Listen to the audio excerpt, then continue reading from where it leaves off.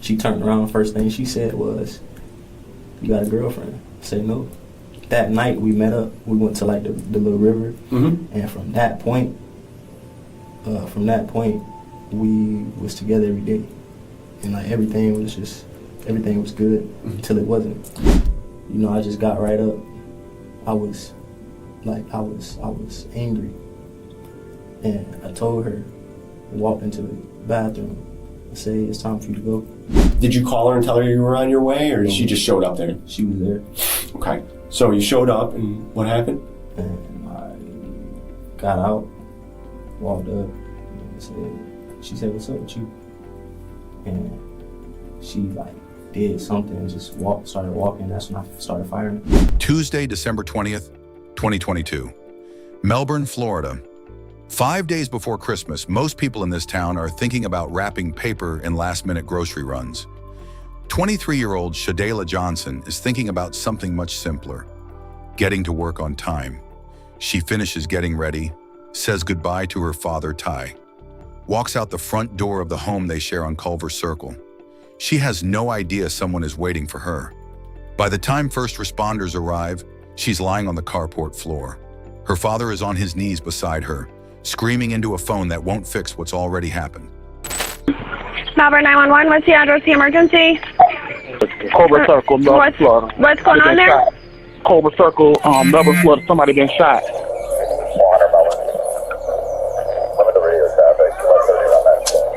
Copy, getting a pulse? Yes, stay off the radio. Talk to 30 when you get there. Oh, you guys got to stand back. I know you guys want to. Do we have a suspect outstanding or self-inflicted? It sounds like there's going to be a suspect.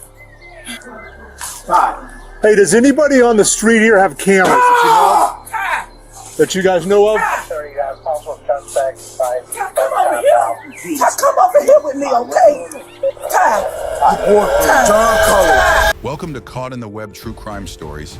Kindly support us by subscribing to this channel and turn the notification icon. Developing at 4, a young woman is dead and her ex-boyfriend is accused of killing her. The situation unfolded early this morning in Brevard County. West 2's Scott Heidler is live from the scene in Melbourne with brand new details tonight. So Scott, what did you learn? Well, Melbourne police just have identified the 23-year-old victim, and the suspect, her boyfriend, turned himself in to authorities just a little bit ago. The victim, Sha'Dayla Johnson, was found shot several times this morning after police were called in just before 8 a.m. to this house on Culver Circle. Fire rescue immediately performed life-saving measures on arrival, but Johnson did not survive. Melbourne police confirming that her ex-boyfriend, Carlos Jones, who was initially a person of interest, turned himself in at 10:30 this morning to the Palm Bay Police Department. He was arrested by Melbourne police, charged with premeditated first-degree murder. Jones is also 23 years old. We spoke with a woman who said she's Johnson's aunt, saying that she was well supported here in the community. Yeah, she was loved dearly. Beautiful soul, beautiful young lady, and this has been very tragic. I just can't say no more, sir. Detectives and crime scene investigators focused on this vehicle soon after being called in, and CSI removed bags of evidence from the scene to determine what led up to the shooting. This is the story of a woman who made a habit of believing the best in people, and the man who turned that belief into a weapon against her. On paper, Carlos Jones had nothing that would predict this. Raised in a stable household, described by his own mother as obedient, respectful, and close with his younger sister.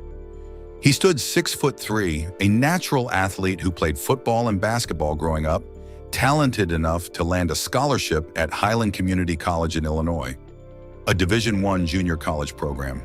For a moment, it looked like Carlos had a real path in front of him. Then it started to unravel.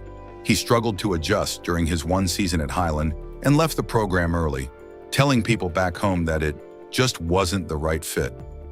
He returned to Florida without a degree and without a plan. He picked up work as a laborer at a manufacturing plant, got fired, moved on to a warehouse job at a Walmart distribution center.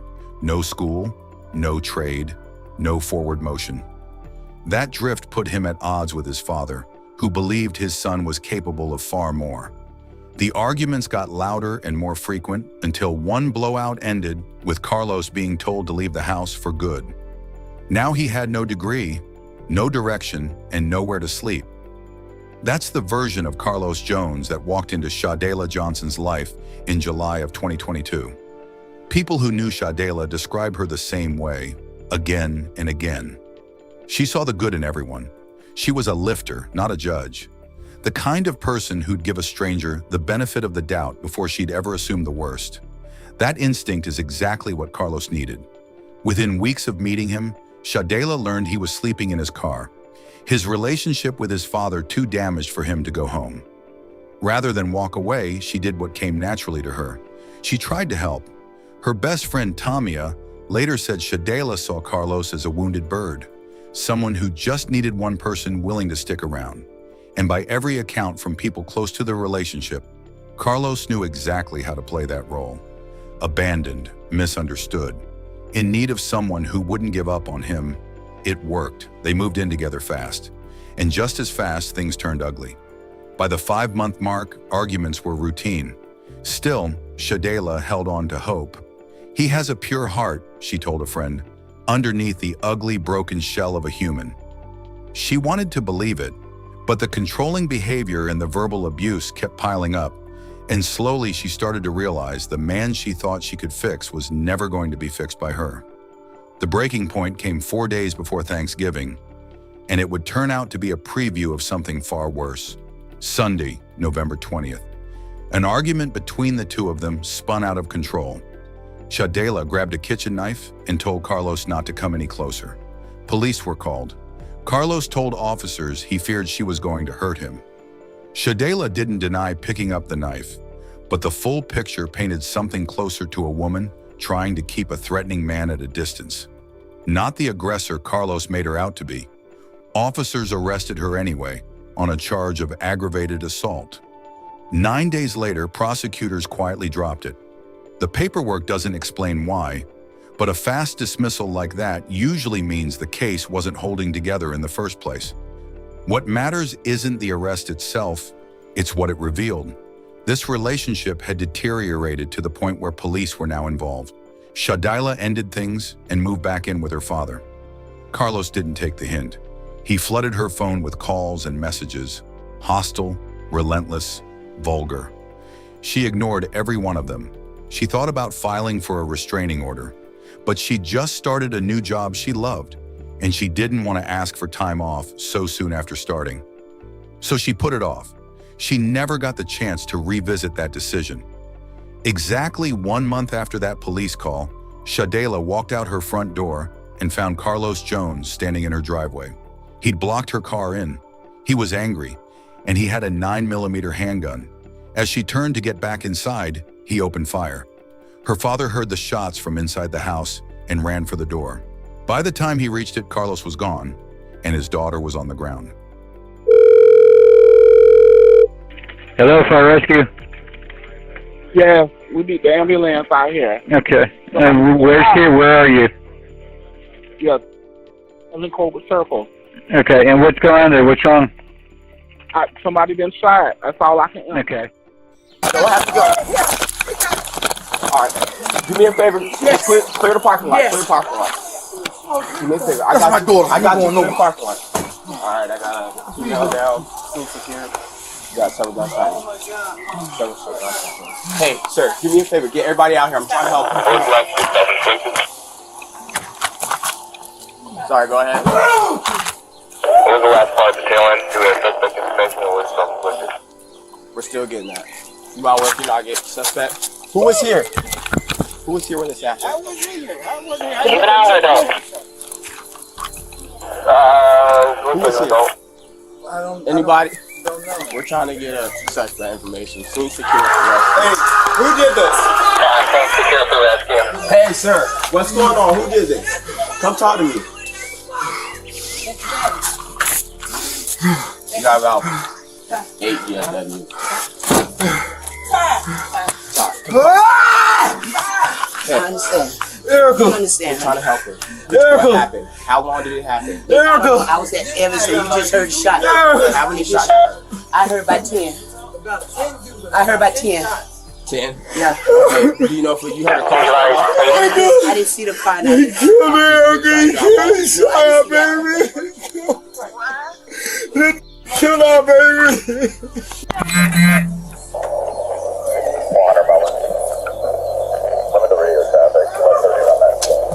Poppy getting a pulse? Pulse? Stay off the radio. Talk to 30 when you get checked. Oh, you guys got to stand back. I know you guys want to. KPR. Do we have a suspect outstanding or self-inflicted? It sounds like there's going to be a suspect. I didn't see anything. Those were all to the back, right? Yeah, no exit. Okay. Have multiple gunshot wounds to the back. Okay. I have no idea. Was he the only one home? I'm assuming I don't know. Okay, can you do me a favor? Yes, ma'am. Yes, sir. Everybody out here. Okay. I'll go inside with him. Just Okay. Yell if you want to switch with me, all right? Hey, watch your legs. So you need everybody out there. I need to talk to you.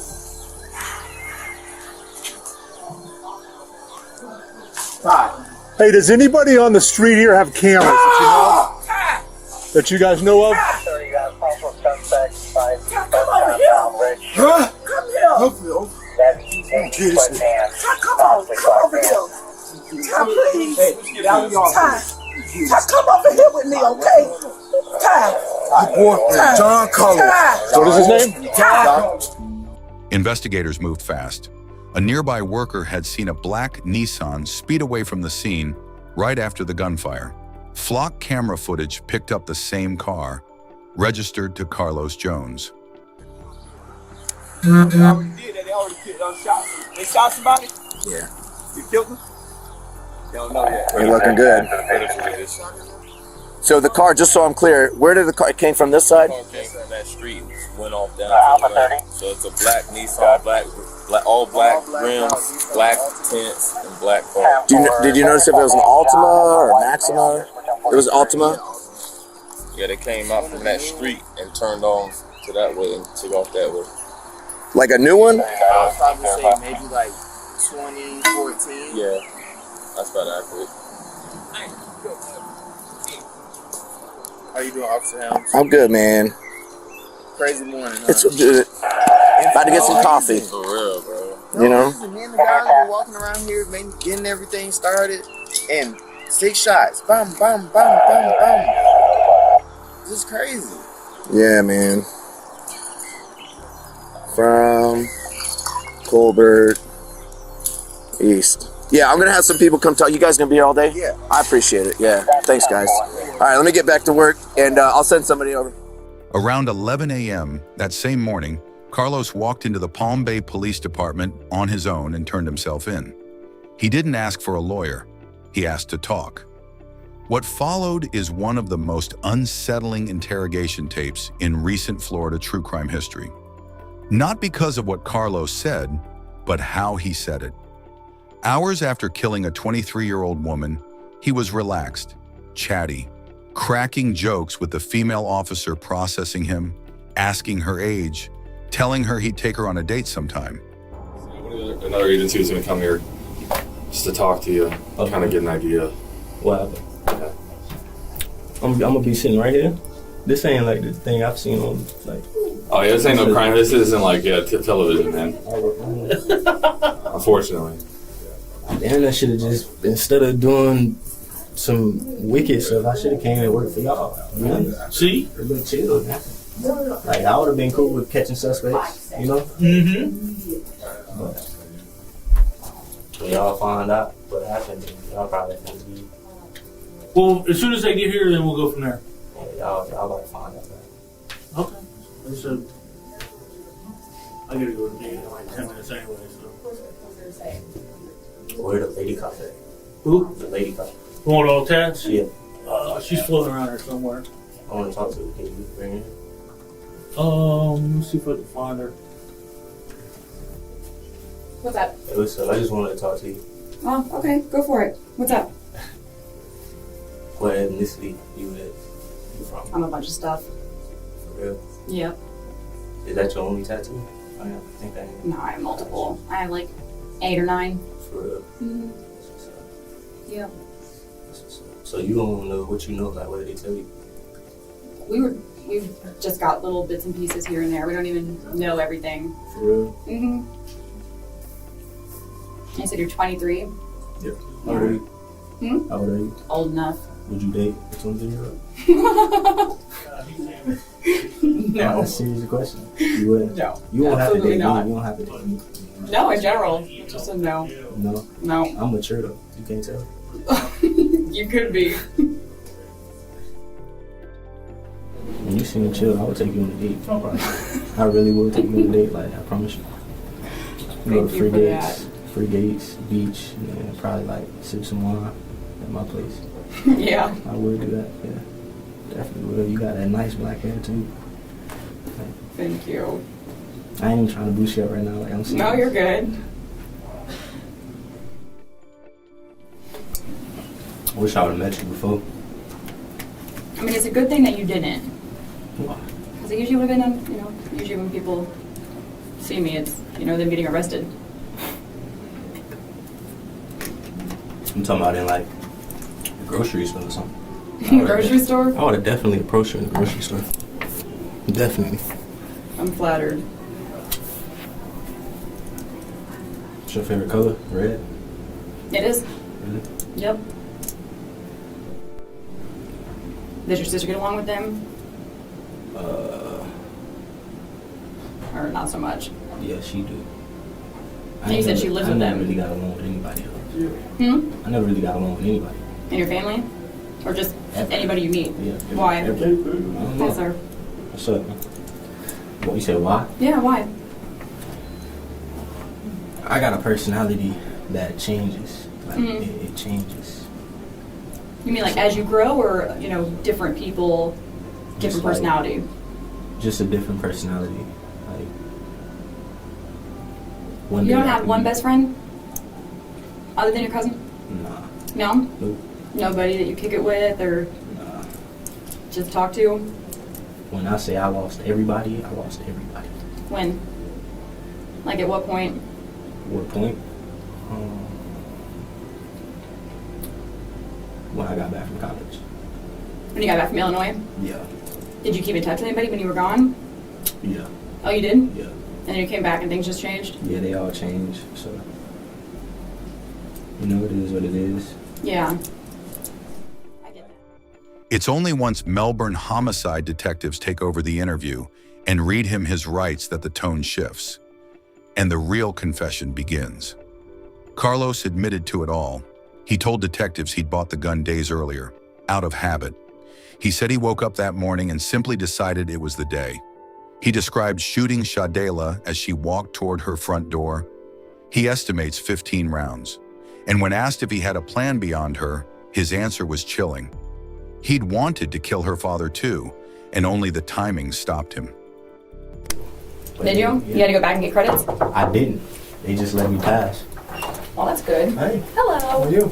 Good, I'll get out. Hey, Thank you. Hey, you Carlos? Yeah, I am. Hey, Carlos, I'm Tom. First name's Tom. What's going on, Tom? This is Jesse.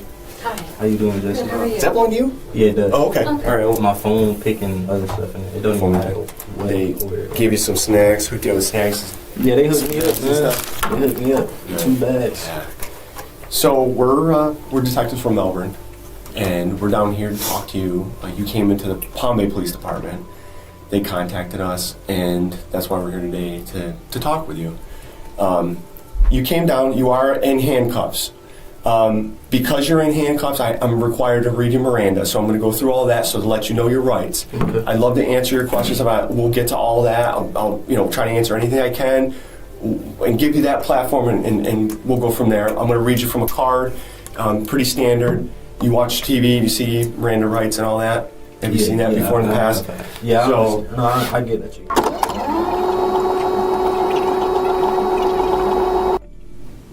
Yeah. when was the last time you were at work?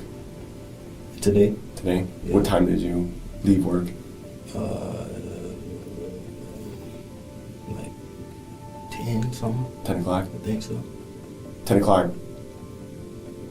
This morning or last night? This morning. This morning. What time did you check in? At work, around 10. I left from the place or her house, and I went to my crib. Then I went from there to work. To her, whose house? Sha'Dayla house. Sha'Dayla's house. What time did you go to Sha'Dayla's house? I went to her house. I don't even know. So I'm like 8, I think. 7 something. 7 something. It had to be 7 something, I think. And then, so I'm just trying to think of, like, well, you said you left at 10. Today you were at work? No. Or last night? Let me break it down for you. I left around 7 something. Shot Sha'Dayla. And then from there, I went to my house. Okay.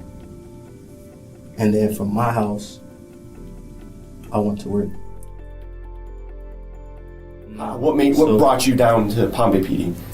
I said, well, I mean, I don't know. Did you in your own free will? I mean, did you say, you know what, maybe it's a good idea I come down and turn myself in? I think I do. I had to just think about that. My mom called me, and I was waiting to go into work. My mom called me. She was like, "What's going on, dude?" She said, "They said, now don't quote me on this because she didn't say this exactly. You know what I'm saying? Somewhere around somewhere around the area. She said somebody told me, you killed my sister, or your son killed my sister. And so I was on the phone. I said, "Who told you that?" And then, I knew I did it, but this my mama called me. I wouldn't expect my mama to just How the heck did she find out? Like, what did she know? Who talked to her?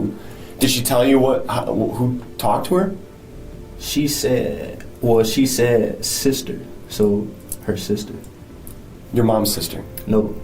The Sha'Dayla's sister. Sha'Dayla's sister. My mom called your mom and said that you she shot. Asked me, and I just told my mom. I said, "Yeah, it did happen." So you told your mom that you did shoot her? Yeah. Okay.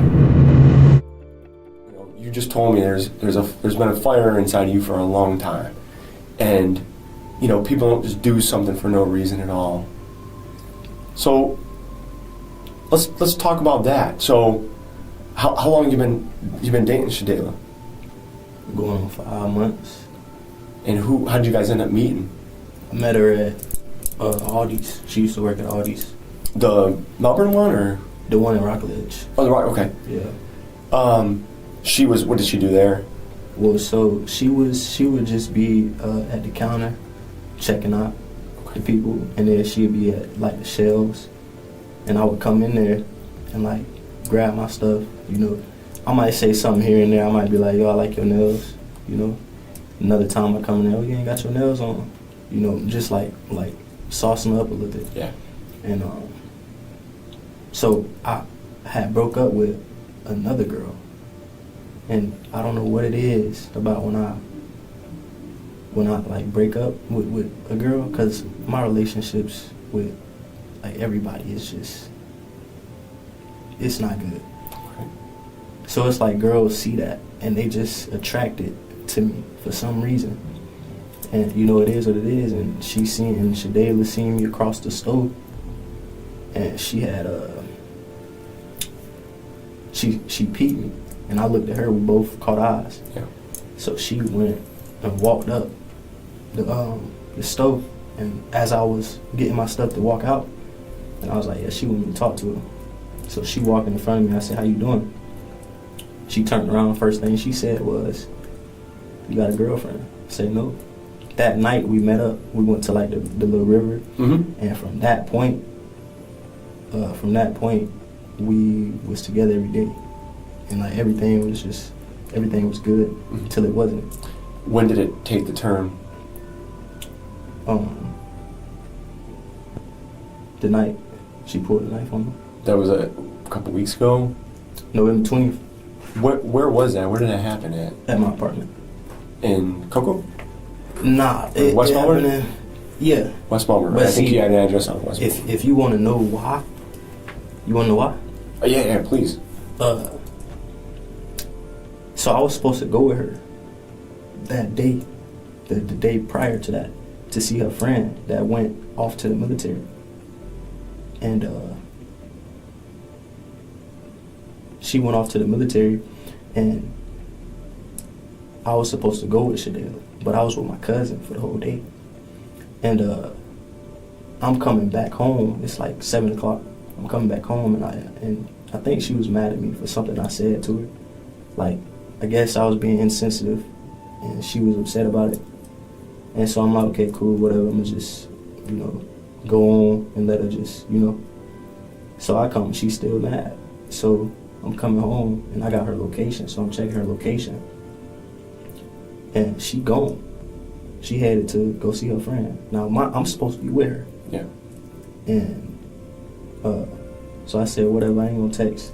Boom. From 7 to 2 when she came back, no text. And, she was out. Boom, she walked in, went straight to the shower, turned the shower on. Now, who knows what happened from 7 to 2? That's business. Yeah. Not my business. Yeah. So, I just got right up. I was angry. And I told her, walked into the bathroom, I said, hey, it's time for you to go. And, so she moving her stuff out. She like, what you mean? It's time for you to go. She moving her stuff out. She moving slow. So I started moving her stuff out too. And she was living with you at the time in Westmont? She was. And so I'm moving her stuff out. And she like, so if you she said, if you don't put my bags down, I'm gonna show you what violent is. I'm gonna show you how I get crazy. Blow it off. Like, I don't like what you saying. So I keep throwing her stuff out. I keep putting her stuff outside. And I hit the wall because I was angry. There's still a hole in that wall right now. So I'm putting her stuff outside, and she said again, and I still I never touched her, but I still was putting her stuff outside. And so she said, okay. She walked to the kitchen and grabbed a knife. Okay. And then she coming at me. Now I didn't feel threatened whatsoever. But I just needed her to be out of that house. And she was walking towards me, and I had already was walking outside. And then she said, didn't I tell you if something happened, I would take a piece of you with me? And so, boom, as soon as she said that, dropped her bags and just grabbed her wrist. And we out there on the little apartment balcony, or apartment, Yeah. And I take the knife from her. I go back inside, lock the door, call the police. Easy. And so it was smart of me to do that. Yes. Yeah. She ended up getting arrested? She got arrested. Did you end up dropping the charges? I did. You did? So when did she get out of jail? 2 days later. 2 days later, okay. So after that, did you reach out to her? Were you trying to get back with her? I was texting her a lot. Texting her. Was she responding to you? No, she couldn't. She would do like, I told her, let me know we still locked in, change her profile picture on Instagram. She changed it, but she didn't communicate with me. Like, she wasn't supposed to communicate. Okay. But I ain't gonna lie, I was texting. Well, yeah, you're the victim. Was it court? The judge told her no contact with you, not to. Okay. Yeah, but so she was kind of honoring that, not responding. Yeah. Okay. Yeah. So you went to Sha'Dayla's. What happened when you went to Sha'Dayla's? I got out of the car. So I said, you can't answer the phone. And she like did something. Where was she at? She was at her house. Was she in her car? Did she at a point sitting in her car? Yeah, she had got out of the car. Did you call her and tell her you were on your way, or she just showed up there? She was there. Okay. So you showed up, and what happened? And I got out, walked up, and she said, what's up with you? And she like did something and just started walking. That's when I started firing. Which way was she walking? Towards the door. Towards like her front door? Yeah. And you started shooting at her? Yeah. How many times did you shoot her? I don't even know. Probably like 15. Were you thinking what's gonna happen after that? What you mean, like after? Yeah, after you shot her, what were you thinking? I knew y'all was gonna catch me because I bought the gun registered in my name. The bullets registered in my name. I still, you know what I'm saying? Yeah. But you know, why not go? I understand. But when you were planning it out, when you decided, you made the decision, all right, I'm gonna go and I'm gonna shoot Sha'Dayla. Like, what was going through your mind? Did you have a plan, like what you were gonna do or how you're gonna do it? I wanted to get her dad too. Oh, mate, what stopped you? What made you? He wasn't out there. Okay. If he was out there, would you have killed him too? I don't know. Probably. You've met her dad before? Yeah. How many times? Once. How long ago was that? Months ago. Me and Sha'Dayla was going to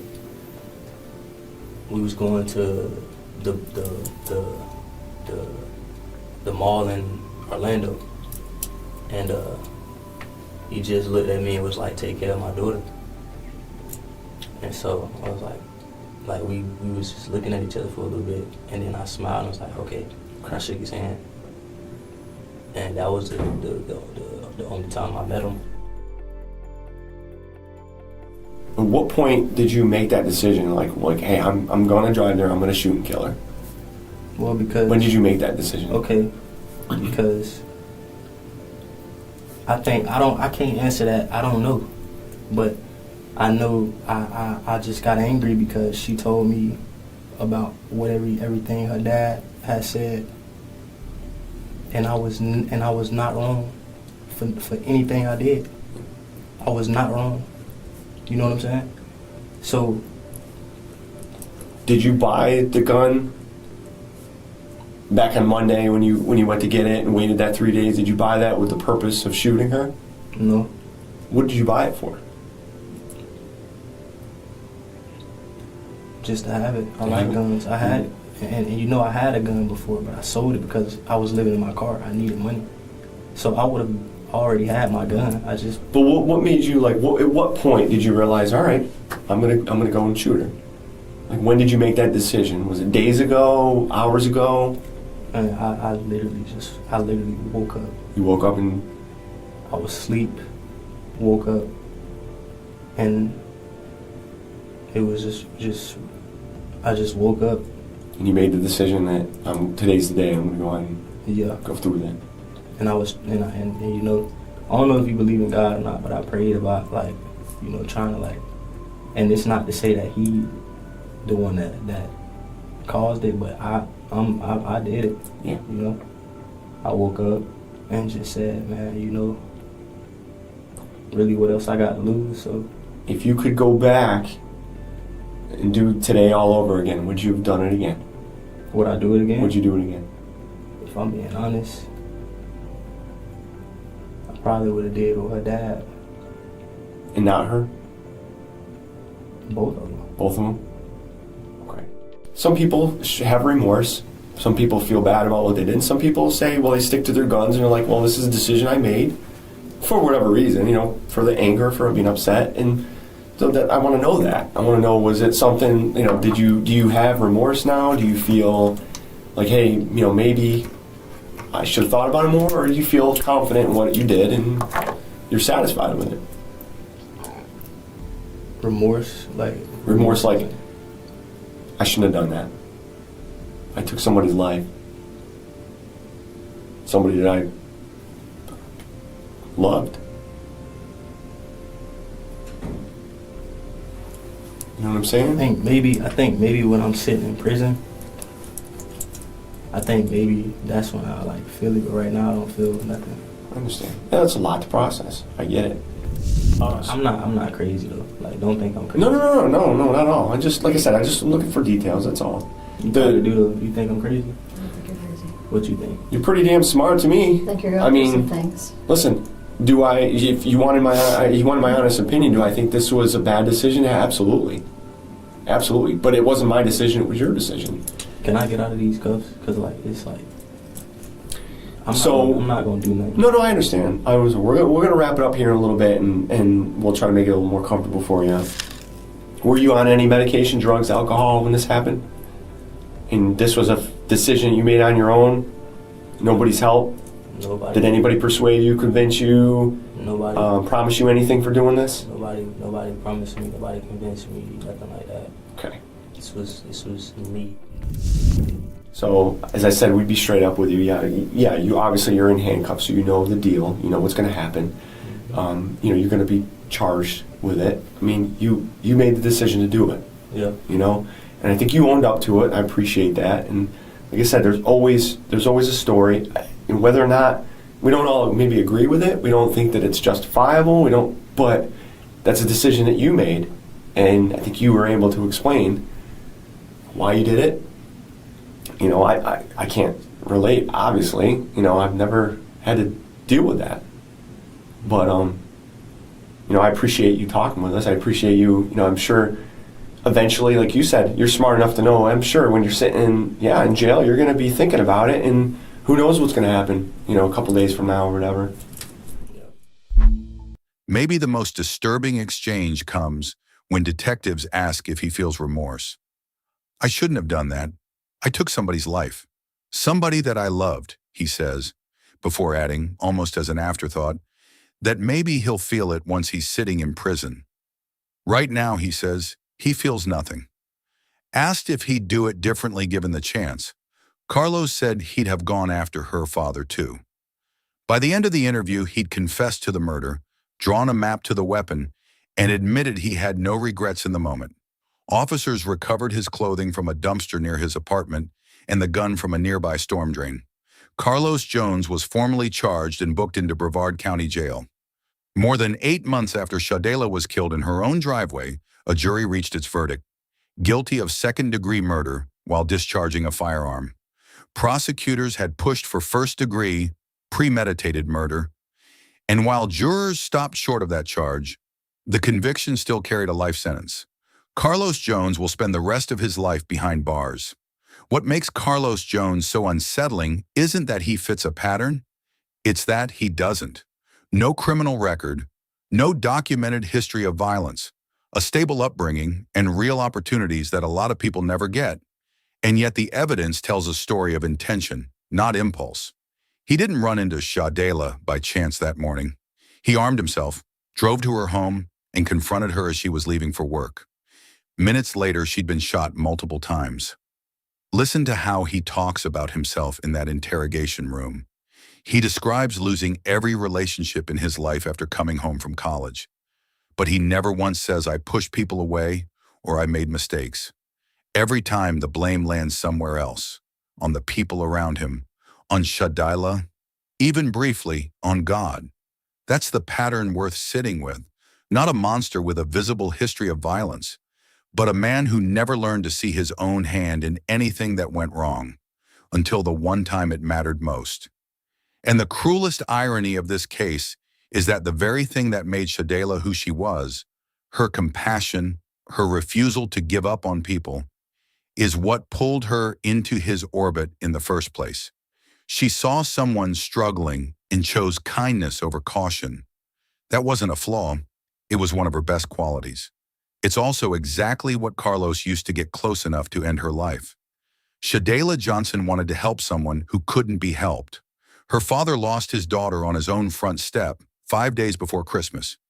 If you or someone you know is in a relationship that feels controlling, threatening, or unsafe, please reach out to the National Domestic Violence Hotline at 1-800-799-7233.